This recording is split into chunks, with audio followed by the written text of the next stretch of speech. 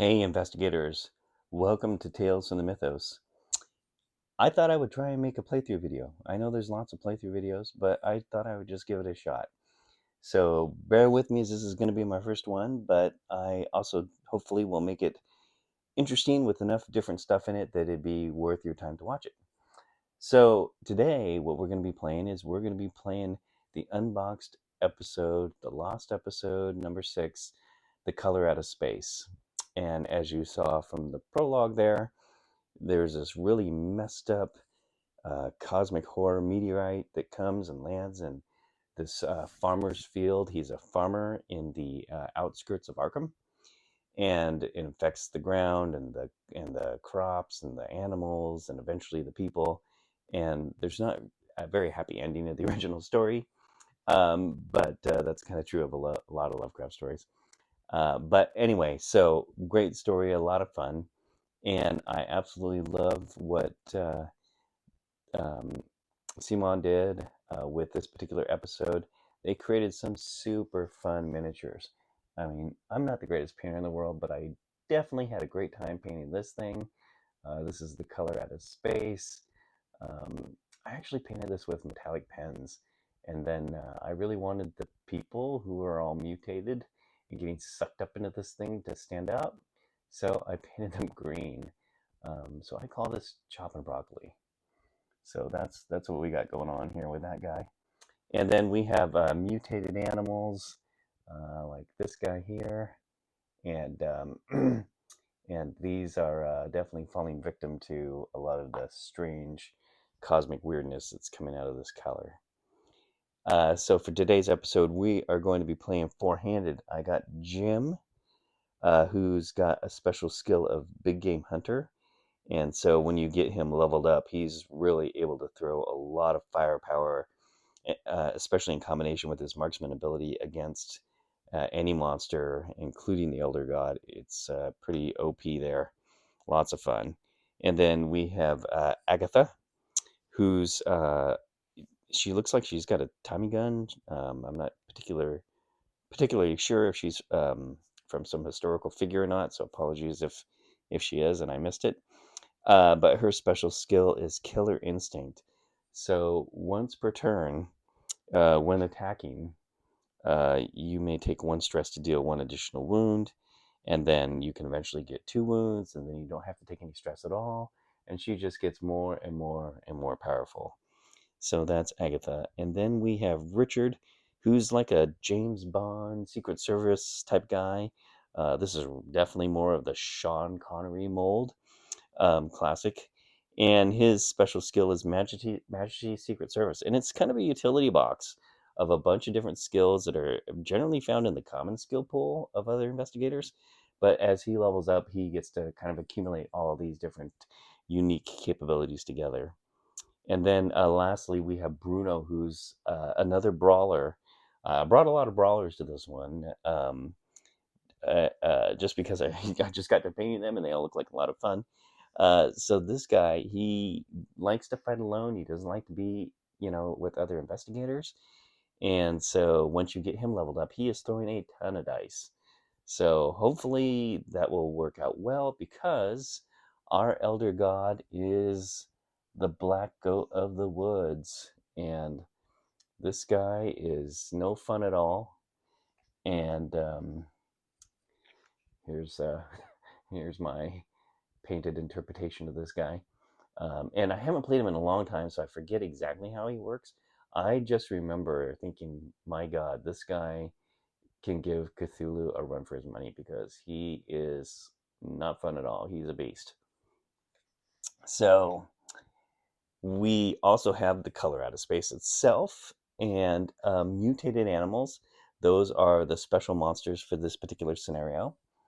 And our minions for the Elder God are Darkspawn. So all these guys, they look like, uh, I don't know, little trees, upside down trees. Anyway, these are nasty too because they start swarming you. And then, of course, we have the cultists who are trying to bring him to the earth, even though we don't want him here. And so that's kind of the setup. I guess lastly, this particular scenario, this episode, the goal, as you saw from the prelude, is to like get rid of all these animals and have them quit spreading this nasty infection everywhere. Of course, in the real story, I didn't really stop it, but that's what we got to do to prevent these cultists from summoning the elder god. Is we got to get rid of all these animals, because if this blight spreads all over the county, town, city, world, then this elder god is going to come here and cause us trouble. So that's our goal. Our goal is to kill 10 of these animals, hopefully before the elder god advances 4 times. Otherwise, we're in a lot of trouble. So without further ado, and lastly, let me explain what these things are. So these are basically little color tokens, and they represent when you are on the spot, or when you wind up in an area with one of these. You have to stop your actions. That's what the little hand stop thing is for, and you're on fire. So a double negative there. So our 2 special actions in this episode are dissipate. So we make a roll. For each success, we may remove 1 color token from your space or an adjacent space. So we can kind of get these things out of our way. The other one is feel the color. So if you're in a space with a color token, you heal all of your stress, but you have to lose 2 sanity. So I think basically you're just getting like enthralled in this color, and you're just getting mesmerized. So your stress is going down, but you're actually going crazy. So that's why you're losing sanity. And and as I said, for the special rules, if an investigator is moving or running and they go into one of these spots, they got to stop. So that's the end of that action. It doesn't say the end of the turn; it says the end of action. So in theory, you could stop and then continue to go, or shoot, or whatever you need to do next. So that is the setup. So let's go ahead and get started. So our first investigator up is Jim. And Jim is thinking like, hey, you know what? I got to get rid of these guys. So let's get started. Sooner is better than later. So Jim will go here. And Medina. I forgot to mention. The other thing that we're doing is we're playing with animal allies. And I'm super cheating on this one, because normally you're just supposed to put the animal allies, which are basically just artifacts, in your artifact deck, kind of shuffle them up, and then you hand out an artifact to each investigator. And I don't recall, and I'm sure someone can make a comment in the comments. There might be like, you might have to have the unknown monsters to use this. I'm not sure. But anyway, sometimes I play my own game, and I wanted to be able to show these guys off, so I'm including them in this particular scenario. And I gave an animal ally to everybody. And, we're probably still going to lose, because this is not an easy game. And the black goat is a real bear. So it'll probably be okay in the end. It'll probably be fair. So let's get started. So Jim's moving, and he's over here, and he's in range of this animal. So let's have Jim fire off his Rifle there. What did we get? Okay, so we got 2 hits, and we got an insanity. Here we go. So we got that, and we got 2 hits on the animal. Now let's use our third action and hopefully finish him off. This particular animal has 3 hearts, and also when attacking or being attacked, add a sanity to the roll for each mutated animal in its space, including itself. So we actually have to take 2 sanity hits. All right. So let's go. My good Lord Almighty. I think we're going to be going crazy like way too fast. So the good news is he's dead, and we can get him off the board. And you know what? I think I'm actually going to use a stress and re-roll this guy. Usually it winds up being such a waste, because then I use a stress and I still get a the same result or worse. Oh, okay. This time it worked out. There we go. There we go. So we got to take one more stress, but that's okay. Oh, two more stresses because of the extra stress just for hitting the guy or shooting at the guy. So he actually has already hit his first sanity point. And so at the start of the game, name a protected investigator. So let's see. We already started the game, but that's okay. Well, we definitely don't want it to be Bruno because he wants to do stuff by himself. Let's have it be Richard because Agatha also has marksman, and so she might be trying to do things not in the same space as enemies, shooting from a distance. So Richard might have to get more up into the animal space. Normally I would pick Bruno because the brawler would be a good one because there's definitely going to be taking some damage, but in this particular case we'll go with Richard. So Richard is you're protected, so the condition is overcarrying.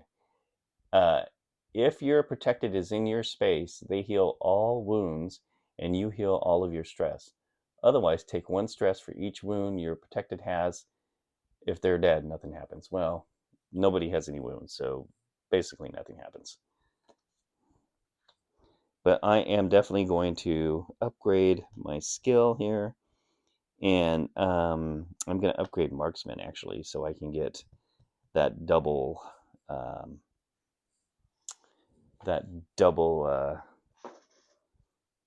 green dice for every attack, which is huge. Let me see here. Just move my marker. All right. And that is his 3 turns. So let's draw a Mythos card and see what we get. Color out of space. If the color out of space is on the board, move it 1 space towards you and then summon 1 mutated animal in its space. Okay, well, he is definitely on the board and he's making his way towards me. And we're going to be bringing back another mutated animal. Put it in the well there. And now it's investigate or fight step in my turn. We'll get a discovery card because there's nobody in my space. So let's see what we got here. Let's see. We got Merwin, the prodigal son, a better guide one could not have. If there's a color token within 1 space of you, take 2 stress. Well, there's definitely one here, so we're taking 2 stress. 1, 2. You may take 1 stress to claim Merwin. When you have Merwin, gain 1 level in stealth. Okay. Well, I'm maximum stressed out here, but we got Merwin Gardner, who's, I think, one of the family members.